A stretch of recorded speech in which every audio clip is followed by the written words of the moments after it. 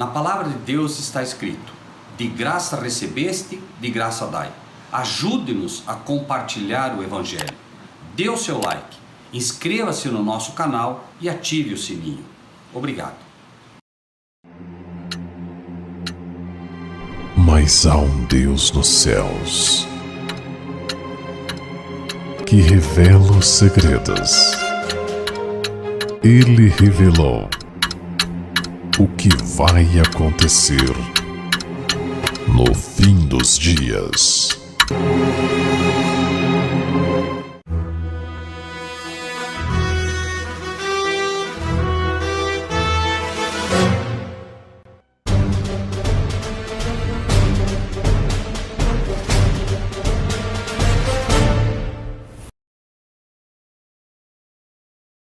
Nós hoje, pela graça de Deus, vamos falar daquilo que é conhecido como o Sermão do Monte. Já falamos uma vez sobre isso, mas existem mais pérolas para nós podermos cavar neste baú do tesouro que é a Bíblia. Eu gostaria de convidá-los a abrir as suas Bíblias no livro de Mateus, capítulo 5.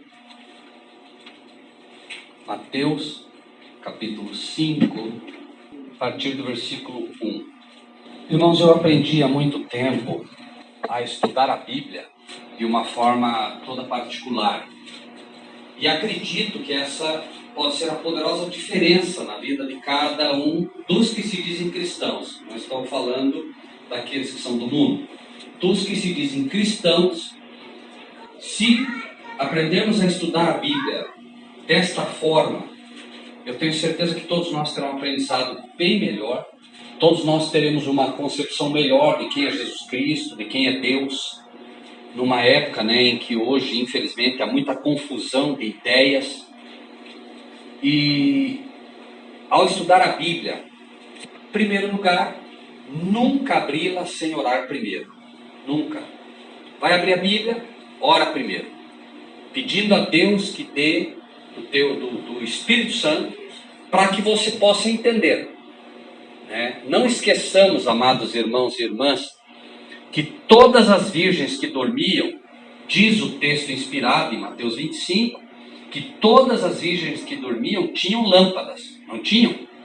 E o que são as lâmpadas? É a Bíblia. Lâmpada para os meus pés é a tua palavra. Então todas tinham a Bíblia. Mas o que aconteceu que elas dormiram? Faltou o azeite. Faltou o Espírito Santo. E faltou o Espírito Santo principalmente para aquelas que não despertaram. Por quê? Porque quando elas despertaram, ouvindo a voz do ex noivo, elas chegaram para as outras e disseram: dá-nos do nosso azeite. Elas disseram: não podemos, vamos e compre para vocês. Nós não podemos. Se nós der, vai acontecer o quê? Vai faltar para nós. Então, a Bíblia, irmãos, nós precisamos pedir o Espírito de Deus para poder entendê-la, mas obviamente nós precisamos buscá-la. Lembrem-se também que, falando da palavra de Deus, falando do que o cristão necessita para crescer, existem 3 palavrinhas que são dadas para que isso possa ocorrer. Primeiro, o que é preciso? Pedir e dar-se-vos-á. Depois, o que mais? O que mais? Batei. Uma vez que você pediu, você precisa bater. E não é bater como aquela visita que você faz quando você não quer ir. Que você chega, bate na porta esperando que ninguém atenda. Daí ninguém atende, você sai rapidinho e vai para casa. Não é. É insistir. É como foi mostrado aquele bater e abrir-se-vos-á, foi dada uma parábola do juiz, que não queria atender. Não vou atender, já estou na cama, já estou isso, aquilo. Mas a pessoa o quê? Insistiu. Assim é nós com Deus. Primeiro, a gente pede, não é porque Ele não quer dar. A gente tem que pedir, e pedir com insistência. Por quê? Porque nós não estamos aptos a receber. Nós não sabemos pedir, não foi o que Ele disse? Vós não sabeis pedir como convém. Então a gente não sabe pedir, a gente pede coisa errada. E a gente tem que ficar pedindo até acertar. E aí é preciso bater, e bater com insistência. Veja que o próprio Senhor mostra isso, né? Deus não faz nada, absolutamente nada. Jesus não te pede nada que ele primeiro não tenha feito, né? Pedir. O tempo todo, Jesus está pedindo que os seres humanos aceitem o seu convite. Vão pelos valados, vão. E ele faz isso através de nós. Mas o tempo todo é ele convidando. Batei. O que ele diz sobre bater? Eis que estou à porta e... Olha só, eu não sei os irmãos. Eu finalmente fui ouvir Jesus bater na porta do meu coração quando eu tinha 30 e poucos anos. Até então, eu não ouvia. E ele estava batendo o tempo todo. Todo ser humano, desde que chega aos 12 anos, ele começa, né, a ter esta porta sendo batida do coração dele para que Jesus entre. Mas a gente não ouve. Por quê? É o som, né, do mundo, o som das festas, o som das coisas que não... E a gente acaba não escutando, né? Pedir, bater e o que mais? Pedir, bater e o que mais? Buscar. Não é isso que diz? Pedir, bater e buscar. Você pediu, ele vai te dar. Você bate, ele vai abrir. Agora o que você precisa fazer? Buscar. Tem que buscar. E você tem que buscar onde? Claro. Você pediu o Espírito Santo, ele te dá. Você bateu para ele abrir a porta do teu entendimento. Abrir o teu entendimento para que você possa compreender. Agora você tem que buscar. Porque se você não buscar na palavra, e esse buscar é buscar mesmo, não é abrir a Bíblia, né? Peraí, eu vou abrir. E Jesus vendo a multidão, tal. E vai. Acabou. Não. Buscar é o quê? Li aqui. E a Bíblia diz que é mandamento sobre mandamento, regra sobre regra, um pouco aqui, um pouco ali. É assim que a Bíblia é estudada. Mandamento sobre mandamento. Não é simplesmente pegar, ler e achar que ele está dizendo uma coisa. Não entendeu, vai buscar em outro lugar que vai entender. Às vezes você lê algo aqui, senhor, eu não entendi. Em outro lugar vai esclarecer aquilo que você não entendeu aqui. Então, essa é a regrinha básica para entender. E, né, nessa busca nossa final, cada palavrinha tem o seu lugar. Cada palavrinha. Eu aprendi a estudar a duras penas com Deus assim. Cada palavrinha eu procuro entendê-la. Cada uma delas. Por quê? Porque ela não está aí por acaso. Né? Se ela está aí é porque ela tem o seu lugar. Então, 5:1, Mateus 5:1. Jesus, vendo a multidão, subiu ao monte e assentando-se, o que aconteceu? Jesus se assenta, e o que aconteceu? Aproximaram-se os seus discípulos. Número 1. O que é preciso fazer? Aproximar-se. Amém. A primeira coisa é você se aproximar de Cristo. Veja que os discípulos ali, o que diz o texto? Voltem para você ver. Jesus vendo a multidão. Havia uma multidão ali. Todos queriam ouvir. Mas onde é o lugar dos discípulos de Cristo? O lugar dos discípulos de Cristo é bem próximo. Isso mesmo, bem próximo. Os discípulos têm que estar mais próximos. Tem muita gente hoje que procura seguir a Jesus. Tem muito. Mas os discípulos de verdade têm que entender qual é o seu lugar. Os discípulos não deixaram que ninguém se sentasse mais próximo de Jesus do que eles. Jesus se sentava, eles imediatamente sentavam bem pertinho de Jesus. Isso quer dizer o quê? Está lá em Apocalipse 14, não precisa ir até lá. Falando dos 144 mil, diz que eles seguem o Cordeiro por onde quer que vá. Isso é estar próximo. Isso é estar próximo. Se vocês perguntassem agora para minha esposa, alguém ligasse para minha esposa e dissesse assim: escuta, Iris, onde está o Rogério? Ela responderia: está na igreja em Santa Teresa. E ele perguntaria: está com o pastor Vilmar, provavelmente, com o irmão Vanderlei, missionário, tal. É isso mesmo. E agora ele perguntaria assim: você saberia dizer qual é a cor da camisa do pastor Vilmar? Ela saberia dizer? Não. Por quê? Não está próximo. Eu conseguiria? Por quê? Nós só vamos conseguir falar de Cristo com sabedoria se nós estivermos próximos dele. Entende a diferença? Parece uma coisa muito simples, mas é assim, né? Então, a primeira coisa, obviamente, daqueles que são os discípulos de Jesus é estarem bem próximos, né? E aí, diz o texto, né? Assentando-se, aproximaram-se dele seus discípulos. E abrindo a boca, o quê? Ensinar. Esse é o nosso papel. Ensinar. Isso é o que Jesus mais fazia. Ensinar.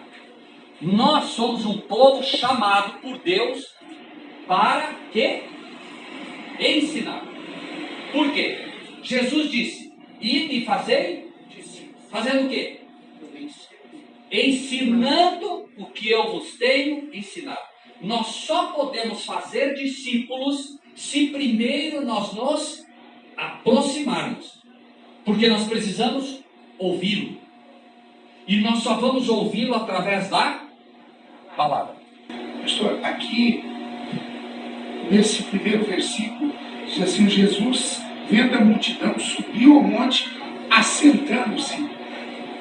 É interessante que todo o ensinamento de Jesus, a maior parte, ele estava Assentado. Por quê? Boa colocação do pastor. Sentado. Por que será que a maior parte dos ensinos de Jesus era sentado? Hã? Não. Não. Porque haviam, por exemplo, parem para pensar um pouquinho, porque tudo isso, claro, a cultura judaica tinha isso particular, mas não só, porque os fariseus oravam em pé, ensinavam em pé, né? A diferença era, número um, claro, existia todo um porquê aqui. Veja, porque ele sobe, né, aqui ao monte. Estão uma multidão, imagine você, né, num local, uma multidão, e Jesus vai começar a ensinar. As pessoas em pé logo cansariam, isso é um ponto, né? Mas não era só isso. O assentar-se tem a ver... O mestre, quando ia ensinar, todo rabino era sentado? Não. Cultura judaica não era isso? Veja, na verdade, assim, a cultura judaica correta era essa, mas eles não faziam isso. Por quê? Porque eles não queriam ser humildes. Eles nunca queriam ser humildes. Por isso Jesus, claro, a cultura judaica ensinaram, na verdade não era nem a cultura judaica, era a cultura judaica cristã, né? Porque embora Cristo não tivesse vindo ainda, ele já tinha os ensinos de Moisés. E por que era sentado? Porque o tempo todo a lição tragam para hoje. Porque a lição era sempre a de estar em posição de humildade.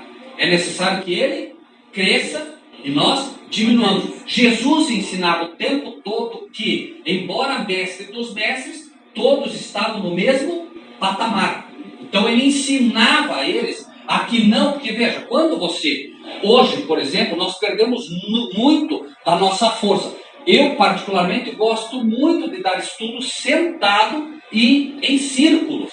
Mas nem sempre é possível. Por exemplo, aqui as cadeiras elas estão fixas. Você imagina, você tem que começar a puxar a cadeira. Fica difícil, né? Isso não é uma regra. Não é uma regra. Mas é bom. Eu, quando viajo, posso dar estudos em conferência assim, eu dou sentado. Nem sempre é possível. A multidão é muito grande, precisa de caixa de som, precisa de alto-falante. Jesus tinha potência na voz, né? Então ele falava, as pessoas ouviam. Você imagine só Jesus aqui e gente lá do lado da rodoviária ouvindo ele falar. Hoje nós perdemos muito, claro, nós perdemos muito dessa potência. Nós não temos mais essa potência de atingir, né? Se a pessoa ficar ali do lado do carro, ela já não escuta, né? Então tudo isso, mas ele se assentava por uma série de razões. A primeira era a posição de humildade, para mostrar para eles que ele próprio, veja que ele mesmo, né, sendo mestre, chegou, a primeira coisa que ele fez foi lavar os pés. Ele foi o primeiro, pegou lá e falou, o que é isso? Humildade, mostrando que ninguém era maior ali. Então, embora ele fosse maior, fosse o mestre, ele dava o exemplo, né, as lições que eles deveriam aprender. Então, havia sim uma cultura judaica cristã, mas ela não era obedecida, é preciso entender isso. Por isso ele condenou o fariseu que orava em pé, né? Ele condenou aqueles que oravam nas praças em pé para serem vistos por todos, né? E aí ele dizia, quando você for orar, o que você faz? Entra no teu quarto, fecha a porta, né? Porque ninguém precisa ver, você não precisa ficar se mostrando, né? Então o tempo todo era isso, né? Mas a gente tem então como ensinos, e aqui também, claro, muita gente, eles cansariam, né? Era uma multidão muito grande, mas os discípulos automaticamente se aproximaram e sentaram do lado dele, né? Então, nós temos aqui o aproximar, nós temos o ensinar, que é o nosso papel, e nós não vamos conseguir ensinar se primeiro nós não o quê? Não aprendermos, né? Por isso eles se aproximavam bem perto para poder ouvir cada palavra. É a mesma coisa. Olha que interessante os irmãos aqui, né? O pastor, o irmão. Vejam que interessante isso. Por que vocês estão anotando? Por quê? Para não esquecer. Para não esquecer.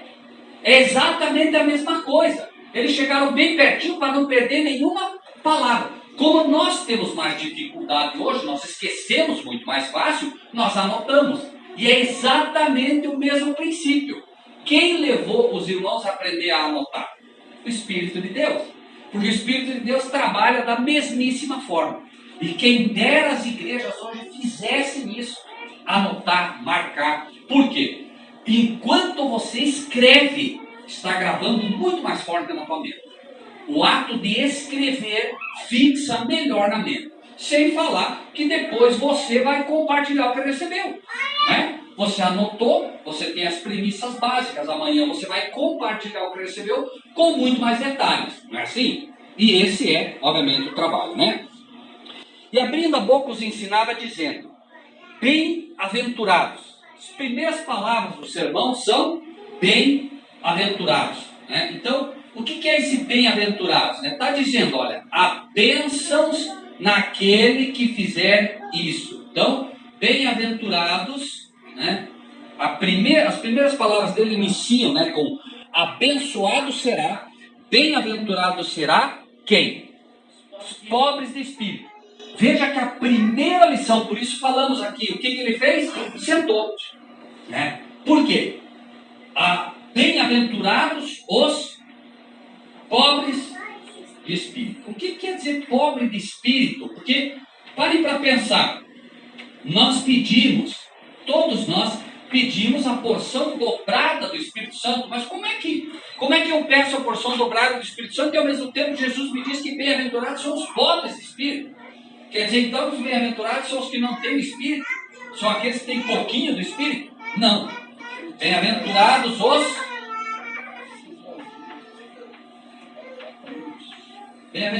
os humildes. Os pobres de espírito não são aqueles que não têm o Espírito, muito pelo contrário. São aqueles que se sentem e são humildes. Não é que ele sempre... Porque veja, de um lado você tem Jesus dizendo bem-aventurados os pobres de espírito. E do outro lado nós temos uma condenação muito séria para um grupo de pessoas. Vamos ver essa condenação? Lá em Apocalipse 3, 16 e 17. Quem quer ler? Apocalipse 3, 16 e 17. Veja que aqui ele diz, bem-aventurados os pobres, né? E ali o que ele diz? Alguém quer ler? Assim, porque és morno e não és frio, nem quente, vomitar-te-ei da minha boca. Como dizes, rico sou e estou enriquecido e de nada tenho falta. E não sabes que és um desgraçado e miserável, pobre e cego e nu. Olha a diferença aqui. De um lado, bem-aventurados os pobres de espírito, porque deles é o quê? Oi? O que é deles? Reino dos céus. Tá? Do outro lado, né? Reino dos céus é de quem? Os pobres de espírito. Por outro lado, ele diz, né? Tu és morno. E por que você é morno? Você é morno porque você diz que é rico e enriquecido e de nada tendo falta. E não sabes que és pobre, miserável, cego e mudo. Então, de um lado, ele diz assim, aqueles que forem humildes, eles sabem que precisam mais. Quando você é pobre de espírito, você se sente pobre de espírito. Quando você se sente humilde, você cada vez quer mais de Deus. Cada vez você quer mais do Espírito de Deus. Agora, quando você se diz rico, né, você busca mais? Não, você já é rico. Né? E é exatamente, né, o contraste que ele faz. Os pobres de espírito, ou os humildes, são aqueles que estão aptos a aprender. Mas aquele que é rico, enriquecido, de nada tem falta. Aqui, ele fez uma reprimenda duríssima a um grupo que estava ali, que se achava sabendo tudo. Quem eram? Os fariseus. Porque os fariseus não iam lá para ouvir. Os fariseus iam lá para fazer o quê? Achar defeito, debochar. Iam lá para procurar uma palavrinha para poder condená-lo. Eles se achavam ricos e enriquecidos de nada tendo falta. E aqueles que iam para ouvir sabiam que eram pobres de espírito. Por isso ele diz, bem-aventurados os pobres de espírito. E pois não? Os judeus, os fariseus, eles achavam que a prosperidade é porque já estavam salvos, né? Que a prosperidade deles era a salvação. Sim, eu fico até... Onde é que o irmão achou isso, irmão? Olha, eu não me lembro onde é que foi que eu vi num livro que os judeus que eram prósperos eles se sentiam já salvos, que Deus estava abençoando porque eles já estavam salvos. Eu pergunto, irmão, porque é algo que pouca gente sabe. Eu até, às vezes, evito falar, que as pessoas não entendem, no comparativo que se faz. É exatamente isso. Eles entendiam que os pobres, né, e que todos os leprosos, inclusive, estavam sendo castigados por Deus. Por isso que eles eram pobres, por isso que eles, né, tinham lepra, etc, etc e tal. Tudo para eles era castigo de Deus. Então, por isso que Jesus, quando curava uma pessoa, ele já vai lá e se apresenta ao sacerdote, né? Por quê? Porque o sacerdote tinha que examinar. E essas pessoas eram as mesmas pessoas que foram buscar socorro no sacerdote, e os sacerdotes não socorriam eles. Por quê?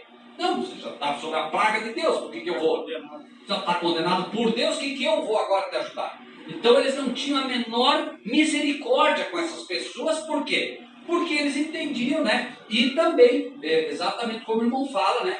Eles entendiam que aqueles que tinham abastança, aqueles que tinham dinheiro, era exatamente porque estavam sob o favor de Deus. Algo novo? Tem muita gente hoje que procura o quê? Procura a igreja para quê? Dinheiro. Acha realmente que a prosperidade financeira é prova de que está bem com Deus. E infelizmente os fariseus modernos também estão aí, né? Porque eles também ensinam isso. Não, tua vida está tudo, você está sem dinheiro, não, porque você está sob a maldição de Deus. Vem para cá que nós vamos resolver esse problema para você. É o mesmo problema, não tem nada novo debaixo do sol. Só que eu às vezes evito fazer esse comparativo, porque a pessoa não vê isso na Bíblia, né? Ela acha que não é bíblico. Aí você muitas vezes evita, né? Mas é uma realidade. Lendo as entrelinhas da Bíblia, a gente entende isso, né? Tanto que eles davam um monte de dinheiro e iam batendo bumbo para as pessoas verem, né? Bom, então... Voltando um pouquinho aqui, esse monte, onde Jesus estava, diz que era perto de Cafarnaum. É um monte perto de Tiberíades, será? Ah, pastor, não sei dizer. Porque eu tive lá, e o único monte que tem é perto de Tiberíades. Ele é perto de Cafarnaum, porque não tem outro monte lá. Eu sei que era perto de Cafarnaum porque fala, né? Agora, que monte seria, eu não sei dizer, pastor. Eu estava aqui agora para localizar onde foi esse monte das bem-aventuranças. Não saberia dizer, pastor, é possível, não sei. Não diz o monte, não diz o nome do monte. Né? Sim. Eu acredito que a Bíblia é providencial, né? Acredito, pastor, que tem coisas que Deus não cita exatamente para deixar a lição de que esse tipo de entendimento, esse tipo de ensino não depende de um local específico, né? Não depende. O pastor vai orar no Monte em Santa Teresa, o outro vai morar vai orar em Cascavel, não importa, né? É o estado de espírito que vale nesse caso, porque daí Poderia até ser que muita gente dissesse, não, vamos lá para aquele monte que é lá que nós vamos aprender. Se não for para aquele monte, não vai aprender. E não é isso. Não é. Tem coisas que Deus realmente... Mas pode ser, eu não sei, pastor, esse monte eu realmente não saberia dizer. Eu não conheço a geografia do local, né?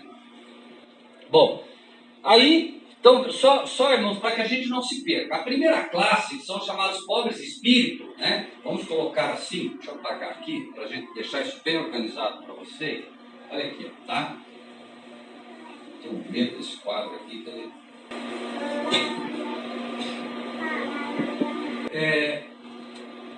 Dos pobres de espírito é o quê? O reino dos céus. Olha que interessante. Por que será que o reino é dos pobres de espírito? Por quê? Porque se você não for humilde hoje, você não vai poder reinar amanhã. Ok? Entende? Lembre-se que Jesus disse, né? Sobre o pouco foste fiel, sobre o muito te colocarei. E o verso vai dizer, reinar sobre 10 cidades. Então, por exemplo, a característica necessária para que você possa reinar um dia no reino de Deus, sentando-se junto no trono para reinar, é pobre de espírito, humildade. E pode ver que é bem o contrário. Algum rei foi humilde? Não. Você olhava todos os reis que vieram, nenhum deles foi humilde, nenhum. O único rei que foi humilde, qual foi? Jesus.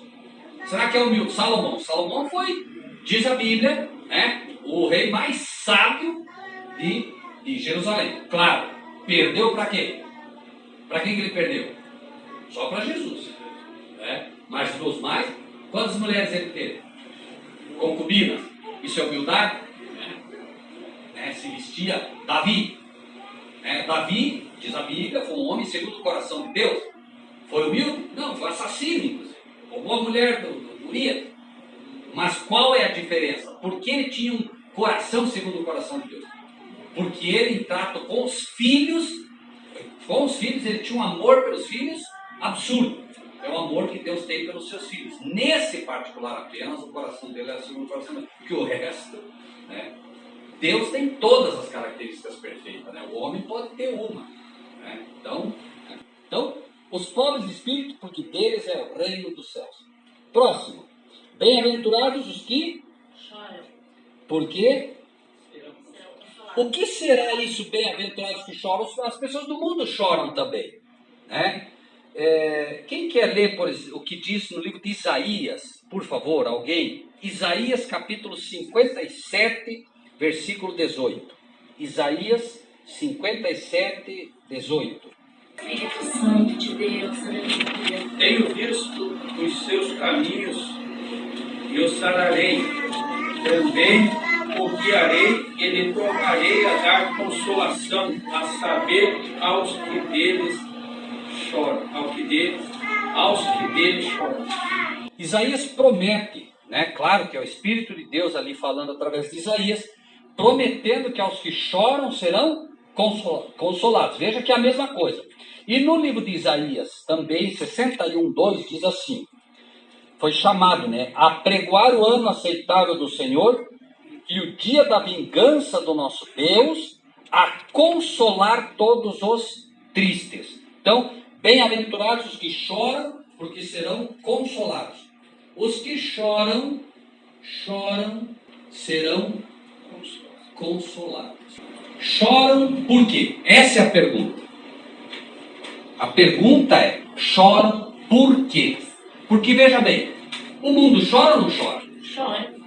Morre um parente? Chora.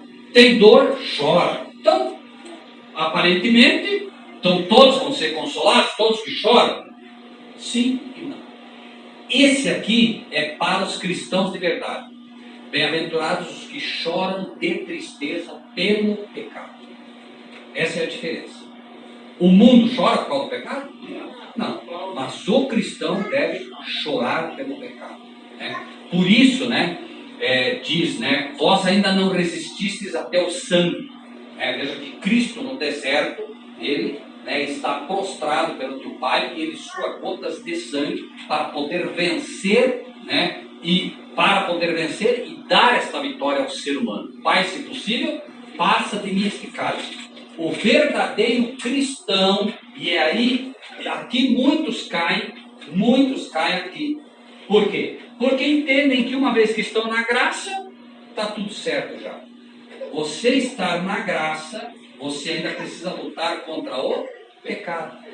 Por quê? Porque a palavra de Deus diz que Deus não permitirá que ninguém seja tentado acima do que possa suportar. Então, bem-aventurados os que choram de tristeza pelo pecado, porque serão consolados. Essa consolação é a consolação do Espírito de Deus. Veja, por exemplo, quando foi prometido o Consolador? Quem lembra? Eu vou enviar o Consolador. Por que Consolador? O Espírito de Deus. Quer dizer, então ele disse, o Consolador vai fazer o quê? Vai consolar. Por quê? Porque quando Cristo morre, eles choram.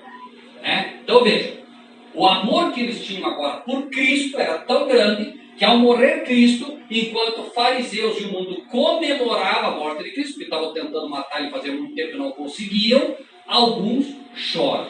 Então é o choro pelo pecado e é o choro também nessa consolação, porque acreditem, meus irmãos, se vocês observarem, tudo que está acontecendo na terra hoje é o resultado do Espírito de Deus estar sendo retirado da terra. Então muitos vão chorar, por quê? Vão chorar porque, como o pecado agora, sendo cada vez pior, estas pessoas choram de tristeza ao ver o pecado dominando o planeta. Lembre-se que o inimigo vem com um poder avassalador, e essas pessoas agora chegarão um momento que elas passarão pelo vale de Jacó, a angústia de Jacó. O que fez com que Jacó tivesse essa angústia absurda? Lutava com Deus. Não te deixarei ir, se não me abençoares. Choro, tristeza pelo pecado. Que pecado? Que pecado? Por que Jacó começou a lutar com o anjo do Senhor? Por que ele começou a lutar com Cristo ali? Por que será? A Bíblia diz que ele lutou com o anjo do Senhor. Por que será que ele lutou? Não era um amigo dele? Mas ele está voltando para a terra dele. Quem que ele havia traído? Quem que ele havia enganado? O irmão. Daqui a pouco o irmão, de noite, aparece e diz, veio me matar. E não era, Era o anjo do Senhor que vinha para abençoá-lo. Mas ele, tão cego pelo pecado, começou a lutar. Aí finalmente, o Senhor se mostra para ele, fere a coxa dele, aí ele percebe, peraí, com quem eu estou lutando? Agora, não é porque Cristo é nosso amigo que nós não vamos ter luta contra o pecado. Por quê? Porque chega um momento em que nós queremos ter a certeza que fomos perdoados, assim como ele queria ter a certeza de que havia sido perdoado, porque havia roubado a primogenitura do irmão. Então, também o povo de Deus na reta final vai ter sua luta em angústia, como a angústia de Jacó. Lembre-se que a Bíblia diz que a vinda do Senhor, ela é como a mulher sofrendo as dores do parto. Então, bem-aventurados os que choram, porque serão consolados, 5, o que diz ali? Bem-aventurados os mansos. Qual é o prêmio dos mansos? Por que os mansos não herdam o reino dos céus? Por que os mansos herdam a terra? Os mansos poderiam herdar o reino do céu? Não poderiam. Mas a Bíblia não diz isso. Por que será que eles herdam a terra? Qual foi o homem mais manso que andou nessa terra? Quem lembra? Fora ele?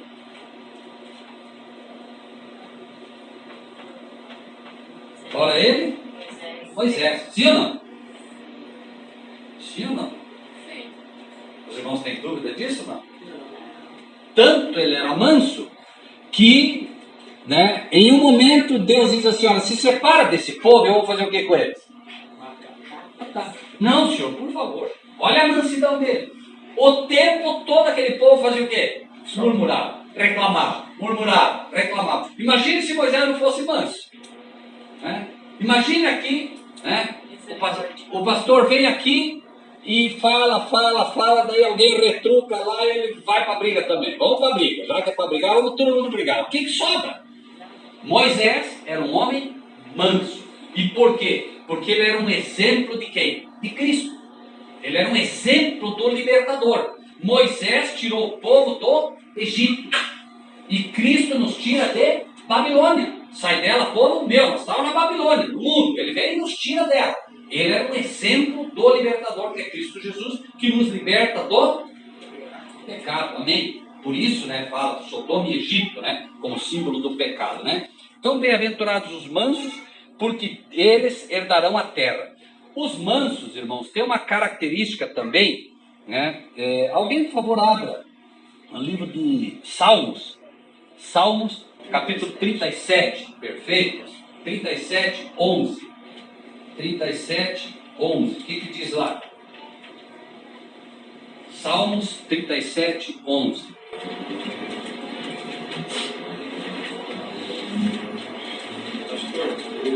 Mas Moisés tirou na hora que... Ah, sim. Sim. Ficou infeliz na hora que precisou. Sim. Mas veja, um rompante, né, não muda, né, o caráter dele, né? Às vezes a gente pensa que a pessoa, porque fez uma coisa, né? Muita gente diz assim, pastor, eu pequei aqui, eu acho que eu perdi o céu. Não é assim, meus irmãos, né? O céu é uma caminhada constante em direção a ele. Não é porque você tropeça em algum momento que você perdeu o céu. Não é assim que funciona, né? Acharam o texto? Salmo 37, 11. Isso. Quem achou pode Mas ler. os mansos herdarão a terra e se deleitarão na abundância de paz. Os mansos herdarão a terra e o quê? E se deleitarão na Abundância de paz. Por quê? Veja só. Ali, né, aqueles murmuradores o tempo todo reclamando, os mansos, eles têm o quê? Paz. Já aqui na terra e terão muito mais na Jerusalém Celestial, obviamente. E o outro texto, 1 Coríntios 10, 10. 1 Coríntios 10, 10. Aí é o contrário dos mansos. E tem muita gente hoje, infelizmente, caindo nesse pecado também, que se diz cristãos. O que diz 1 Coríntios 10, 10? Não murmurei, como também alguns deles murmuraram e pereceram pelo desprezo.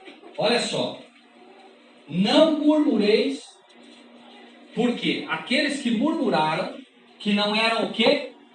Eles não eram o quê? O que eles não eram, irmãos? Mansos. Eles murmuraram. Faltava água. Ah, por que tirou nós lá do Egito? Que nós faltava comida. Na verdade nem faltava, né? Eles apenas não viam, né, a providência de Deus. Por quê? A promessa de Deus foi. Como é que a gente aprendeu, ou deveria ter aprendido a orar? Pai nosso que está nos céus, dá-nos o nosso pão de... Não é do mês? Não é do ano? Cada dia. Então o que é pão nosso de cada dia? É esperar, assim como no maná. Só caía para aquele dia. Aí você ia dormir, não tinha? Nós temos, irmãos, eu tenho certeza que cada um dos irmãos que aqui estão tem comida lá guardada, não tem? Veja bem, eles murmuravam, mas eles não tinham comida lá guardada. Nós, quando eu digo nós, eu digo os cristãos de hoje, murmuram tendo comida dentro de casa. Ou não é assim? Muita gente, eu conheço uma série de cristãos, irmãos, né? E eu não estou aqui para julgar, mas é triste, só murmuram. Como é que está, irmão? Ah, eu estou com uma dor, que eu estou... Irmão, como é que está? Ah, não sei, mas é só queixa. É como se Deus, sabe, estivesse levando pelo braço, pela mão, ele pega você pela mão e diz assim, filho, isso que é que o senhor quer? Então vamos, e vamos. Ele está te levando pela mão. Mas daqui a pouco, né, se pisa numa pedra meio torta, ai senhor, espera um pouco que eu torci o pé. E vai, e o senhor está dizendo, filho, mas vamos, nós estamos indo para o céu. Se preocupa não, se quebrar a perna aqui no caminho lá, a gente conserta tudo. Quando você sair da sepultura, eu vou arrumar você inteirinho. Se você morrer sem cabeça, João Batista, eu vou colocar uma cabeça de novo nele, não precisa se preocupar. Né? E olha que reclama. Não, e está com isso, e estou com aquilo. Ah, quero que ore por mim, que a minha família... Não tem problema pedir oração, por favor, irmãos, mas tem aquele sempre reclamando. É esse povo, irmãos. Está aí, ó, murmurando. Não há razão para murmurarmos, porque tudo que Deus permite na nossa vida é para que um dia cheguemos ao céu. Tudo que Ele está fazendo. Um dia nós vamos chegar no céu pela graça de Deus, e o anjo vai chamar a irmã e vai dizer assim: irmã, deixa eu te mostrar uma coisa aqui. Lembra daquele dia, irmã, que a senhora tropeçou lá? Pois é, foi permitido que a senhora tropeçasse, porque se não tropeçasse ali, ia cair lá na frente. Lembra aquele dia que a senhora se assustou porque o carro passou rápido? Pois é, se eu não puxo, você tinha sido atropelado. E Ele vai mostrar coisas para nós na nossa vida. Se eu não tivesse permitido, se o Senhor não tivesse permitido que você tivesse uma dor de cabeça violenta aquele dia lá, ó, você ia morrer com câncer, porque você estava comendo tudo errado. Daí eu falo, vamos cuidar um pouquinho da alimentação. Tudo, absolutamente tudo. Às vezes a gente diz, mas por que Deus permite hoje, por exemplo, que o filho nasce com problema? Né? O filho nasce com problema. Deus é maldoso. Eu já vi muita gente falar, Deus é ruim. Eu me lembro de Medianeira, irmãos, uma pessoa que se dizia cristã, e repito, eu não estou condenando, por favor, apenas para a gente entender como a gente erra sem saber. Né? Ele dizia, Deus não é justo, Deus não é justo. Por quê? Porque ele teve um filhinho, o filhinho nasceu com problema e pouco depois morreu. Não, Deus não é justo, Deus não é justo, Deus não é justo. Comia tudo errado, comia tudo que é coisa, irmão. Você bebe, veja bem, crianças que bebem Coca-Cola com 2 aninhos. O fígado nem está pronto, a Coca-Cola já está comendo o fígado dele antes que ele tenha um fígado bom. Põe na mamadeira lá para a criança. Né? Bala, chocolate, tá? Não cuida. Essa criança vai ter problema. Vai ter problema, claro. A mamãe está grávida e come coisas que fazem mal. Né? Por exemplo, queijo. Queijo é um veneno para quem está grávido. As mulheres sabem disso? Não sabem. Aí o filhinho nasce com um problema, com reações asmáticas e tal, acha que não é nada. Não, mas Deus está me castigando. E essa pessoa era assim. Aí um dia eu cheguei para ele, eu falei, irmão, deixa eu te falar uma coisa, podemos fazer oração? Podemos. Eu falei, escuta, você gostaria de ter um filho que se droga, que traria um monte de problema para a tua casa, quem sabe que fosse roubar, que fosse... E se Deus olhou o futuro lá na frente dessa criança e viu que ele acabou herdando um gene muito ruim, e ele iria se drogar, você iria sofrer. Você queria realmente ter esse filho do teu lado? Por que você não espera para ver o que Deus vai fazer? Por que você não se ajoelha e diga apenas assim, Senhor, olha, eu não sei porque esse filho me foi tirado, eu não sei, mas eu confio no Senhor, eu sei que o Senhor sabe o que é melhor. Eu não sei pedir, não é assim? Falei, descanse dele. Né? Chamei a esposa dele, a gente orou junto. Aí, não murmurou mais. Não deu, acho que, não sei se 1 ano e meio, 2. Um dia ele chegou lá. Ai, Rogerinho, te agradecer, olha, né? Então, falei, não agradeça a mim. Eu não te dei filho nenhum. Quem foi que te deu filho? Foi Deus, agradeça a Ele. Lembre do que aconteceu 2 anos. Não, falou Rogerinho, não lembro. Então pronto, amém. Né? A gente quer as coisas do nosso jeito. E Deus diz assim, não, filho, mas espera aí, você não se entregou para mim? Você não me pertence? Ora, se me pertence, deixa eu te levar para o céu, ué. Você sabe o caminho? Não sei, então me deixa te levar. Agora, né, o caminho não é o que você imagina. Você está achando que é para a esquerda, mas é para a direita. E aí vem as lutas, não é? Então, não murmureis, né? E os mansos herdam a terra, porque a característica de Moisés, o que Moisés queria? Moisés só queria entrar na terra prometida. Mas aí vem a questão. Você quer entrar na terra prometida, mas você não sabe pedir, Moisés. Ah, Moisés, você quer a terra prometida? Quero, Senhor, eu quero, já estou olhando lá, Senhor. Mas você não vai entrar. Senhor, que maldoso que o Senhor é. Não murmure. Não murmure. Deixe que Deus sabe o que faz. Moisés já estava velho, já tinha suas dificuldades, e ele morre. Quando ele abrir os olhos, o que ele vai ver? Que terra? Celestial ou a terrena? Celestial. Veja, deixa Deus sonhar. Ele sonhava com a... Será que a Jerusalém celestial é mais feia que a terrena? Deixa Deus sonhar. Moisés, deixa que eu sei o que eu estou fazendo, Moisés. Você não vai poder entrar porque você pecou, precisa ser exemplar. Mas você vai para um lugar muito melhor. Agora, claro, aí você poderia perguntar, não, mas se ele foi para celestial, por que vai herdar a terra? Porque era o desejo dele herdar a terra. Então Então, finalmente, Moisés vai voltar e vai morar na terra. Os mansos herdarão a terra, porque o coração deles deseja isso. E alguém diz, mas pode alguém desejar a terra? Como é que, irmãos? No momento que essa terra for renovada, ela é o Éden. Vocês acham que o céu é espetacular? Eu não conheço. Sei pelo que diz a palavra. Mas não pensem que a terra vai ser um lugar desagradável. Vai ser um lugar fantástico, maravilhoso. Jesus, ensina. Deus, quando terminou a terra e colocou o homem lá, disse, eis que tudo era muito bom. Então, os mansos herdam a terra. E é curioso notar também, e foi bem colocado pelo irmão, que a característica dos mansos, como Moisés, por exemplo, vejamos, vocês diriam que a característica superior é a mansidão ou a humildade? Amém? Você pode ser manso e não ser humilde, não é? Eu conheço muita gente que é mansa. Naturalmente ele é uma pessoa pacata, tranquila, mas ele não é humilde. O humilde aprende. Essa é a diferença. O manso nem sempre. Moisés aprendeu? Não, já tinha sido dito para ele, Moisés, olha, não bata na rocha.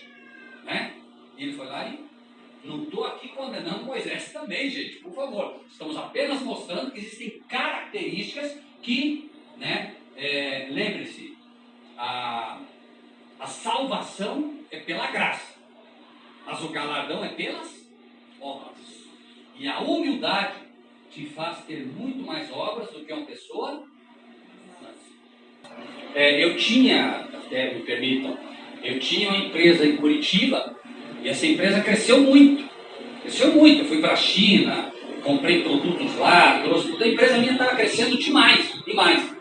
E eu tinha certeza que alguma hora Deus ia ter que fazer alguma coisa. Por quê? Porque a minha empresa crescia muito. Eu acredito realmente que Deus, por sua misericórdia, me deu o privilégio de aprender na Bíblia, assim, com uma relativa facilidade. Hoje, pela graça de Deus, muitas pessoas chegam até mim e dizem, Rogério, eu não entendo isso aqui, me ajude. Pessoas que pregam, pessoas que e a gente tem tido o privilégio de poder ensiná-los por conta dessa ideia, sempre de estudar palavrinha por palavrinha. Senhor, peraí, eu estou pertinho do Senhor. O que é essa palavra? Enfim, cada um de nós, E eu tinha certeza que Deus tiraria aquela empresa da minha mão. Por quê? Porque o meu coração estava indo para a empresa. Não é que eu ainda fazia o trabalho para o Senhor e tal, mas o meu coração, eu achava fantástico chegar lá na empresa, poder abrir aquela empresa enorme, com estoque enorme de produto vindo da China, E as pessoas, às vezes, tinham o nosso gerente que eu mandava para ele, porque eu não gostava das reuniões de empresário, pedia para ele ir, ele chegava lá, saía todo, entupido, porque daí eles diziam, não dá para competir com vocês, Rogério pega produto na China, vai lá, negocia direto com o chinês lá, tudo coisa, portas que Deus abriu. Mas infelizmente, o que faltou também? Faltou o quê? Humildade. Que eu comecei agora, não, eu sou empresário, peraí, minha empresa, não tem. Irmãos, eu e a minha esposa sofremos por 2 anos, pastor. Sei que o pastor passou por coisa semelhante, mas já foi. 2 anos, pastor, a minha esposa chorava, tadinha, escondida para que eu não visse ela chorar. Ela não queria que eu visse ela chorando, porque senão eu desanimava também. Era uma luta, mas Deus tirou a empresa do jeito que ele abriu portas assim, que você via que eram milagres assim, um em cima do outro. Também ele fez com que do dia para a noite a empresa quebrasse, mas quebrasse assim. Aí eu pergunto, onde vai a teologia da prosperidade nessa hora? Eu agradeço a ele por ele ter tirado aquela empresa da minha mão. Porque com certeza aquela empresa era a porta do inferno para mim, porque eu ia perder a bênção. Eu não digo nem que ia perder o céu, porque o céu a gente não perde se a gente não abandona Cristo. Quando você não abandonar Cristo, você não perde o céu. Agora, é claro, é um sintoma que você está se afastando dele, muito claro, quando você começa a amar mais as coisas do mundo do que as coisas dele. É óbvio. Isso é, onde estiver o teu tesouro, aí está o teu coração. Sempre, no começo da empresa, Eu tinha dificuldade para administrar a empresa porque o meu coração estava lá com o irmão e com Bíblia e com isso, e tinha coisa para fazer da empresa, eu não conseguia porque eu estava misturado, estava tudo uma bagunça. Mas era como se Deus dissesse, pode deixar comigo, pode atender lá os irmãos lá, que isso aqui eu resolvo. Né? A Bíblia diz que os que são dele, né, ele dá enquanto eles dormem. Você está dormindo e ele está providenciando tudo lá para você. Quem sabe tem um anjo lá fazendo as contas, arrumando tudo lá, porque você não sabe como vai para frente. E é assim, irmãos. Olha, Deus abria cada porta, irmãos, que eu ficava assim, sabe? Eu dizia, Senhor, mas como é que o Senhor consegue fazer essas coisas? Eu estava orando hoje, o Senhor já tinha resolvido o problema 15 dias antes, eu só não sabia. E eu estava lá orando, ele disse, Senhor, resolve isso aqui para mim, resolve para mim. Filho, já está resolvendo, o que está incomodando? Você já não orou antes, por que está agora incomodando de novo? No bom sentido, por favor, né? Às vezes a gente pede e não sabe que Deus já atendeu. Só está dizendo, calma, espera um pouco, você não pediu para resolver. Nós somos igualzinhos, sabe aquela criança? A criança, né, quebra o carrinho, né? Quebrou o carrinho, chega e diz, papai, arruma para mim. Aí você pega, começa a arrumar e vê o jeito que você está. Daqui igual. Eu já sei. Então arruma, fica lá 2 horas e não arruma, né? E nós somos iguais, mas o Senhor me salva. Ele salvou, então, não, pode deixar que eu agora já sei o caminho. Imagina, você não pediu e ele fica olhando. Né? Irmãos, somos nós, não adianta. Crianças, né? Bem-aventurados, então, os mansos, porque eles herdarão a terra. 6. Bem-aventurados os que têm fome e sede de justiça, porque eles serão fartos. Sede de justiça e fome de justiça. Ai, estou com fome. De quê? De comida. Ai, estou com sede. De quê? De água. Bem-aventurados os que têm fome e sede de justiça. O que isso quer dizer? Bem-aventurados aqueles que têm fome de ser como aquele que é justo. Bem-aventurados aqueles que têm sede de ser como aquele que é justo. Bem-aventurados aqueles que lutam diariamente. Não são aqueles que se contentam. Tem gente que diz, infelizmente, e aqui nós precisamos fazer esse comparativo para a gente aprender, porque senão não aprende. Às vezes a gente aprende pela contrafação. Quando a gente fala, bem-aventurados os que têm sede e fome de justiça, você vai, acreditem, tem pessoas que a gente às vezes vai debater um tema bíblico, porque eles têm dúvida, entram os fariseus no meio, aí você diz assim, escuta, mas veja bem, para você, dentro do que você entende, Jesus não é o Filho de Deus literal. Não. Ele só assumiu esse papel. Acreditem, está aparecendo umas doutrinas dessas aí. Ó. Já existe uma doutrina dizendo que Jesus não é o verdadeiro Filho de Deus. Ele apenas assumiu esse papel. Olha o que vem por aí. Mesmo erro dos judeus lá, né, que não acreditavam que Jesus era o Filho de Deus. E aí você diz, mas você não vê. Aí começa toda uma temática puramente teológica, que não vai para lugar nenhum. Porque você precisa crer. A Bíblia diz que aquele que não confessa que Cristo veio em carne é o espírito do anticristo. Então é pesado. Se você não confessa que Jesus Cristo é o Filho de Deus, que ele veio em carne, aí você tem problema. Então às vezes você entra na temática porque precisa. Mas aí acontece isso. Ó. O que a gente vê aqui, ó, bem-aventurados que têm fome e sede de justiça. Aí finalmente sabe o que muitos dizem? Ah não, mas isso aí não é ponto de salvação. Não sei quantos já ouviram esse termo. Não, isso não é ponto de salvação. Eu não vou estudar isso porque não é ponto de salvação. Ou seja, ele só está preocupado em se salvar. Ele não está preocupado em honrar a Deus. Jesus, o tempo todo, buscava honrar o Pai. Alguém chegava e dizia assim, bom mestre, o que ele dizia? Bom é meu Pai. Por quê? Ele queria sempre honrar o Pai. Existe, infelizmente, muito disso. Né? A pessoa chega, irmão Vanderlei, que sermão maravilhoso, o irmão pregou e tal, aleluia, irmão Vanderlei, exemplo, por favor. Chegou, pastor, cumpriu o mar, mas que sermão maravilhoso. O ser humano, ele tem esse problema. Por favor, eu estou citando o nome apenas para ele, não é que vai. Né? A gente precisa aprender o tempo todo que a gente tem que ter fome e sede de justiça, fome e sede de ser como Cristo. Senhor, eu quero ser como o Senhor, eu quero revelar o teu caráter às pessoas. Por quê? Porque você está num local, alguém xinga você, você devolve. Isso é fome e sede de justiça? Não é. Não é. Você não está querendo ser como Cristo. Que Cristo disse que era para dar outra face. muitos que se dizem cristãos. Não, eu não levo desaforo para casa. Isso não é ter fome e sede de justiça. Deus é... Outra, pessoa assiste televisão e vê um sujeito, por exemplo, um sujeito que estuprou crianças. Esse sujeito tem que matar queimado. Isso é fome e sede de justiça? A gente não sabe o que essa pessoa passou. A gente inverte tudo. Essa pessoa teve uma educação completamente ruim. Ele faz o que aprendeu a fazer. A gente precisa ser como Cristo. Cristo não veio disso para condenar. Ele veio para salvar. E nós não podemos condenar. Nós viemos para salvar. Nós estamos no mundo para condenar os pecadores ou para salvar os pecadores? Salvar. Agora, claro, nós podemos salvá-los? Não, mas nós conhecemos quem salva. Mas para que eles acreditem em nós, nós precisamos manifestar o caráter dele. E isso é fome e sede de justiça. Eu tenho fome, eu tenho vontade, eu tenho vontade de comer a carne do Filho de Deus. O que é comer a carne do Filho de Deus? Mastigar a palavra. Quanto mais eu mastigo a palavra, quanto mais eu me alimento da palavra, mais eu vou ser parecido com aquele que é a palavra. Nós somos transformados naquilo que contemplamos. Não é assim? Muito bem. Então, isso é fome e sede de justiça. Já estamos encerrando, tá? Último versículo. Versículo 7. Desculpe, só para a gente ter aqui. Bem-aventurados os que têm fome e sede de justiça. Não é? Então, fome, sede de justiça. Por quê?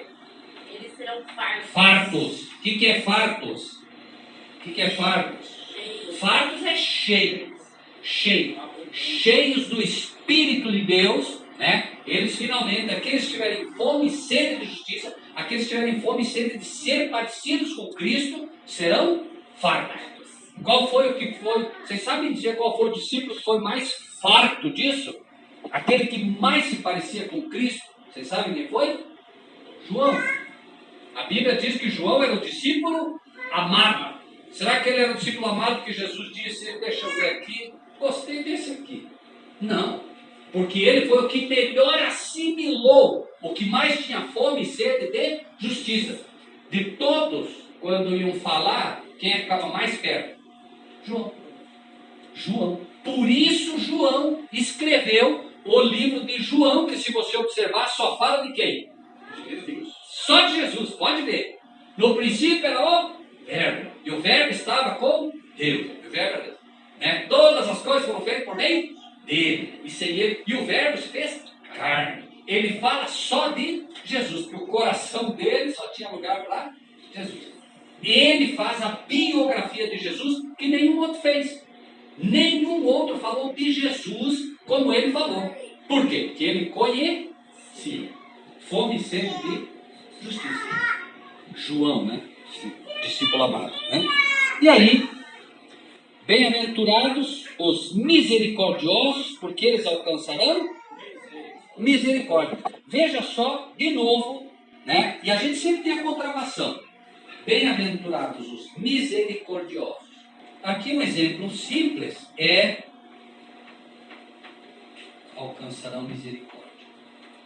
Um exemplo simples é o caso dos fariseus de novo. Se odiavam samaritanos e judeus. E um samaritano, o que aconteceu? Quem lembra? O bom samaritano. Tinha um judeu lá que foi atacado, estava lá, num local que era um local de emboscada, certo? Passou ou não passou o pastor por lá? Passou. E fez o quê? E depois passou o escriba. E fez o quê? Não, eu tenho que ir para o culto. Não posso porque eu tenho que ir para o culto. Estou atrasado para o culto. Irmãos, pode ter certeza que ele tinha trabalho no templo. Ele estava indo em direção ao templo. Mas existem coisas que são importantes. O quadro do trabalho dele poderia ser substituído. Então, nem essa desculpa teria. E a gente hoje tem 1001 desculpas para não atender. Ele tinha desculpas. Era um local que já era usado pelos ladrões. Ele podia parar e se assaltar. Enfim, desculpa ele teria. Mas, bem-aventurados os misericordiosos que alcançarão misericórdia. Ele buscava isso. E a Bíblia fala, inclusive, disso, né? Dessa misericórdia, quando apresenta finalmente o quê? Se você vai apresentar a tua oferta ao templo, e o quê? Tem um problema com o teu irmão, o que é para fazer? O que é para fazer? Vai lá consertar. Depois, hein, vai lá e manifesta o quê? Misericórdia. Né? Está com problema? Vai lá. Misericórdia quer e não sacrifício. Senhor, olha, eu fiz um sacrifício aqui, guardei. Misericórdia quer e não sacrifício. Né? Uma coisa não substitui a outra. No dia a dia, a gente manifesta a misericórdia. Você está lá no semáforo. Né? Eu não vou falar aqui, por exemplo, daquilo que a gente já sabe. Você está vendo que o sujeito quer dinheiro para beber pinga? Você não vai dar dinheiro para ele beber pinga. Você não vai alimentar. Você vai oferecer para ele algo de misericórdia. Quer comer? Não quer. Não dá dinheiro para você não vai alimentar o vício dele. Né? Tem que usar de sabedoria. Porém, você tem que usar de misericórdia. Sempre. Você não tem que julgar. Você está vendo, ele está pedindo, você não sabe qual é a realidade dele, use dele. Eu acho que não, eu acho não vale. Eu acho não vale. Na dúvida, fazei o bem e não olhar a quem. Na dúvida, agora, você tem certeza, é outra coisa. Né? Deus não considera o tempo da ignorância. Eu sou ignorante em relação a ele, não sei o que ele quer. Eu não posso julgá-lo. Se eu sei, é diferente. Aí eu vou me prestar a usar de misericórdia, sempre. Que é exatamente o que os fariseus, infelizmente, não faziam. Então, cada uma das bem-aventuranças, eu gostaria de encerrar nessa noite dizendo o seguinte a todos vocês, amados irmãos.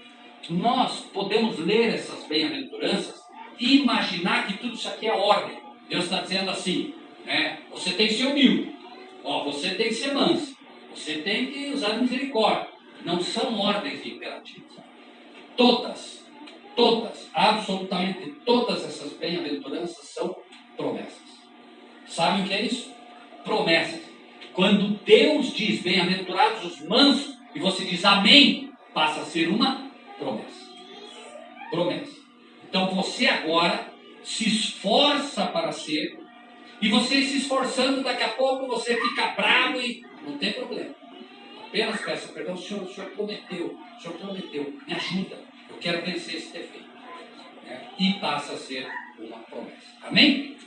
Amém. Deus seja louvado, meus irmãos. Na palavra de Deus está escrito que nós devemos compartilhar o que recebemos. Assim, se você gostou desse vídeo, dê o seu like, inscreva-se no nosso canal e ative o sininho.